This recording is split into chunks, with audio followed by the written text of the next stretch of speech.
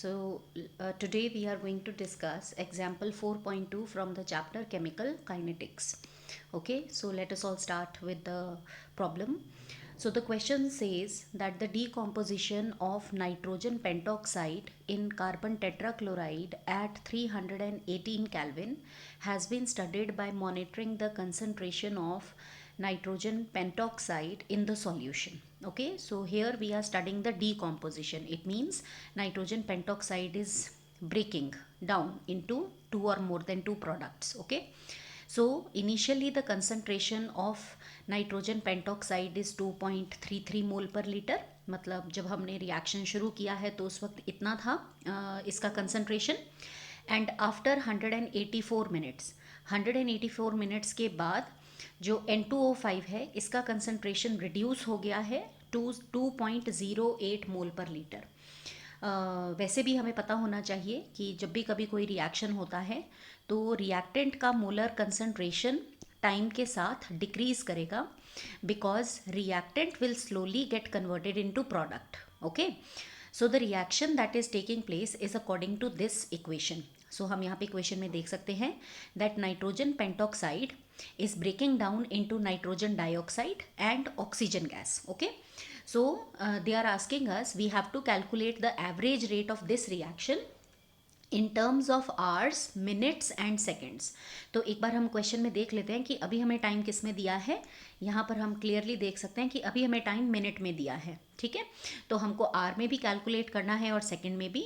और second part of the question में हमसे पूछ रहे हैं that what is the rate of production of NO2 during this period. ठीक है, तो दो हमारे पास यहाँ पर कॉन्सेप्ट्स हैं.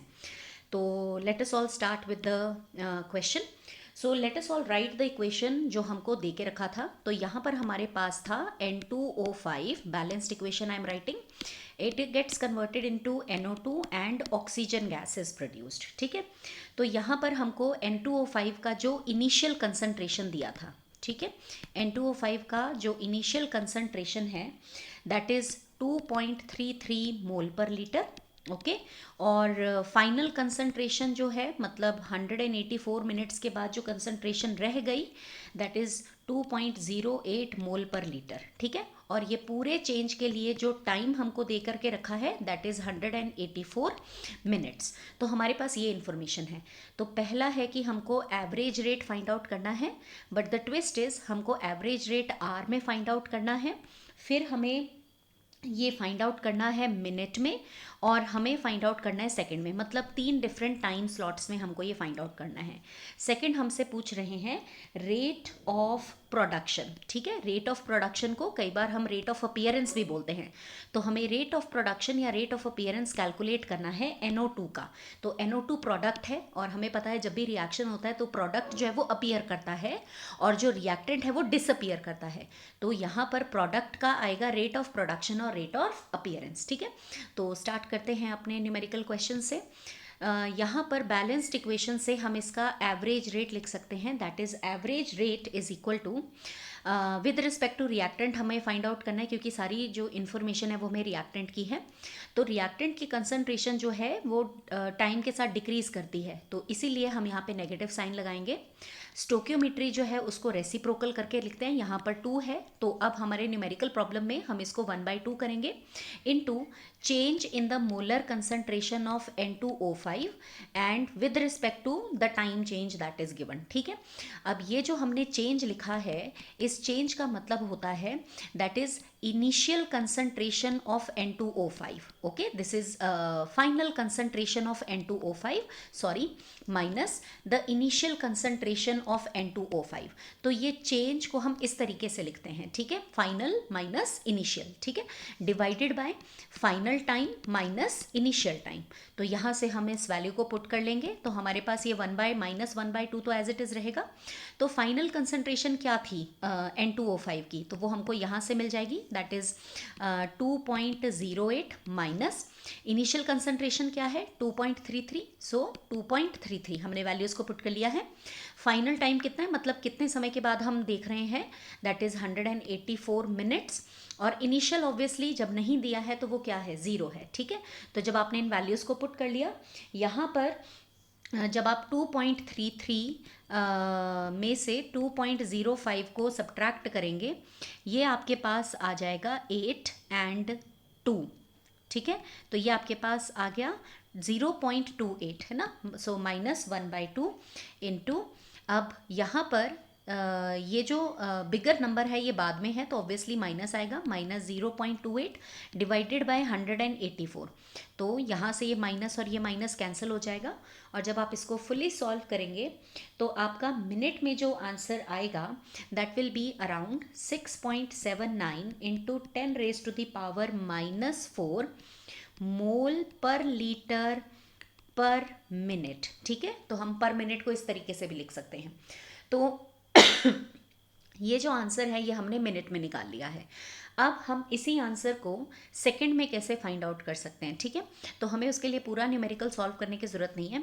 ये जो स्टेप हमारा है, ये वाले स्टेप से मैं आपको समझाती हूँ कि हम इसको सेकंड में कैसे कन्वर्ट कर सकते हैं। तो अब जो एवरेज रेट हम सेकंड में फाइंड आउट करेंगे, हमको एग्जैक्टली सेम चीज़ लिखनी है, -1/2 इंटू -0.28 डिवाइडेड बाय 184। अब ये जो 184 है ये किस में है, मिनट्स में है। ठीक है, तो आपको पता है कि 1 मिनट में कितना सेकंड होता है, 60, तो आपको इसी को मल्टीप्लाई कर देना है 60 से। तो जब आप इसको मल्टीप्लाई करेंगे 60 से तो आपका यही जो आंसर है ये आ जाएगा 1.13 इंटू 10⁻⁻5 मोल पर लीटर सेकेंड इनवर्स। तो ये तो एक तरीका है। दूसरा तरीका भी मैं आपको बताती हूँ कि जो आपने ये फाइनल आंसर निकाला है मिनट में एवरेज रेट का, तो आप इस आंसर को डायरेक्टली डिवाइड करते हैं 60 से, क्योंकि आप देख रहे हैं यहाँ पे जब हमने इसको मिनट को सेकंड में किया है तो ये डिनोमिनेटर में हमने लगाया है ना, तभी तो मिनट सेकंड में कन्वर्ट हुआ है। तो आप जो फाइनल आंसर है अगर आप उसको 60 से डिवाइड करोगे तो आपका जो मिनट पर मिनट का आंसर है वो पर सेकंड में कन्वर्ट हो जाएगा। ओके, और अब हमें अपना थर्ड पार्ट करना है कि हमें इसे आर में कन्वर्ट करना है। तो आर में जब हम इसे कन्वर्ट करेंगे तो हम दोबारा से क्या लिखेंगे, एवरेज रेट, राइट। तो यहाँ पर आ जाएगा -1/2 इंटू -0.28 डिवाइडेड बाय 184। ठीक है, अब यहाँ पर जो हमारा कॉन्सेप्ट आएगा, आपको पता है कि जो 1 आर है, ठीक है, 1 आर है उसमें 60 मिनट्स होते हैं। ठीक है, तो अब हमें उल्टा सोचना है कि अगर ऐसा है तो 1 मिनट में कितना आर हुआ, तो will it be equal to 1/60। अब क्योंकि ये 1/60 हुआ, अब आपको मिनट को इसमें कन्वर्ट करना है ना, तो आप यहाँ पे क्या करेंगे, इनटू 1/60। तो जब ये 60 आप लेके जाएंगे ये तो न्यूमरेटर में आ जाएगा। तो मतलब क्या है कि यहाँ पर जब आप ये फाइनल आंसर में वैल्यू पुट करेंगे और आपको ये एवरेज रेट फाइंड आउट करना है, तो ये जो आपका आंसर आया था मिनट का, तो मिनट का आपका आंसर क्या आया था, 6.79 इंटू 10⁻⁻4 -4 है ये। ठीक है, तो ये आया था आपका -4, ये -4 इंटू आप इसी आंसर को 60 से मल्टीप्लाई करेंगे, यहाँ पर आ जाएगा 184, यहाँ पर 184 है ना आपने लिखा हुआ, सो दिस इज़ 184, ये फाइनल आंसर है, सॉरी। ठीक है, इंटू 60 करेंगे तो यहाँ पर आपका जो आंसर आएगा that will be around 4.07 into 10⁻⁻2 mole per litre per R. Okay, so this is how you can calculate. तो एक बार इसको दोबारा से समझ लेते हैं। जब आपने मिनट में आंसर फाइंड आउट किया है तो आपका जो एवरेज रेट है आप उसको सेकंड में कैसे कन्वर्ट करेंगे, आप उसी आंसर को डिवाइड कर देंगे 60 से, जो भी आपका आंसर आया था मिनट का। ठीक है, सपोज वो आंसर x है, तो जब आप उसको 60 से डिवाइड करेंगे आपका जो सेम एवरेज रेट है you will comfortably convert that into पर सेकेंड। और अगर आपको मिनट का जो आपने रेट निकाला है मिनट में, तो जब आप उसको 60 से मल्टीप्लाई करोगे तो वही आपका जो सेम आंसर है वो आप आर में फाइंड आउट कर लोगे। ठीक है, तो ये आ गया।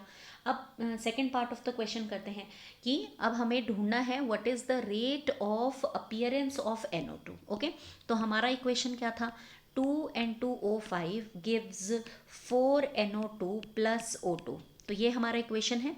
अब अगर हम इस फुल इक्वेशन को स्टडी करें तो हम इसके एवरेज रेट को कैसे लिख सकते हैं, average rate of the reaction is equal to -1/2 right? It is equal to -1/2 change in the molar concentration of N2O5 in the given time period, which is equal to 1/4 change in the molar concentration of NO2 with respect to the given time period, and this is equal to change in the molar concentration of oxygen with time. Okay, तो यहाँ पर आपने देखा होगा कि मैंने oxygen, यहाँ पर आप देख रहे होंगे कि मैंने ऑक्सीजन और नाइट्रोजन डाइऑक्साइड के साथ नेगेटिव साइन नहीं लगाया है, लेकिन N2O5 के साथ नेगेटिव लगा के रखा है, क्योंकि N2O5 रिएक्टेंट है, उसकी कंसंट्रेशन टाइम के साथ डिक्रीज करेगी, ठीक है।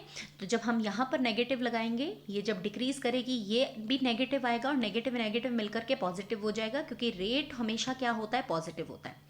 लेकिन प्रोडक्ट के साथ आपको ये लगाने की ज़रूरत नहीं है, क्योंकि जब आप चेंज इन कंसंट्रेशन निकालेंगे वो ऑटोमेटिकली ही पॉजिटिव में आएगा, राइट। अब यहाँ से हम इसके rate of production of NO2 कैसे निकाल सकते हैं। अब यहाँ पर आपको कॉन्सेप्ट क्लियर होना चाहिए कि हमारे पास एवरेज रेट तो आ गया है, हमने आर में भी फाइंड आउट किया है, मिनट में भी किया है और सेकेंड में भी किया है, तो हम इस केस में मिनट वाली वैल्यू को कंसिडर कर लेंगे और इसमें हमको NO2 का rate of production find out करना है, मतलब हम उसे इक्वल कर देंगे 1/4 change in the molar concentration of NO2 with respect to the given time interval, okay. But जो यहाँ पर हमें अब रेट ऑफ प्रोडक्शन ढूंढना है, रेट ऑफ प्रोडक्शन में आप स्टोक्योमेट्री को इन्वॉल्व नहीं करते हो, मतलब ये 1/4 का यूज़ नहीं होगा। तो अब आप इसे रीअरेंज करोगे, रीअरेंज करने पर आपकी इक्वेशन क्या हो जाएगी, it will be 4 into the average rate and this will be equal to change in the molar concentration of NO2 with respect to the given time interval. Now this value that you have written on the right hand side of the equal, okay, this is called as rate of production, ये rate of production आपको देगा। तो अब आपके पास average rate already है, सो हमने इसको multiply कर दिया 4 से, तो हम मिनट वाली वैल्यू ले लेते हैं फर्स्ट पार्ट से। So 4 into this is 6.79 into 10 raise to the power -4 mole per litre per minute, ठीक है। तो बस अब आपने इसको मल्टीप्लाई करना है, जब आप मल्टीप्लाई करोगे तो आपका जो ओवरऑल आंसर है that will come out to be around 2.72 into 10 raise to the power -3 mole per litre per minute. So this is how we find out, okay. So this is rate of production. I hope आपको ये question समझ में आया होगा। Thank you everybody.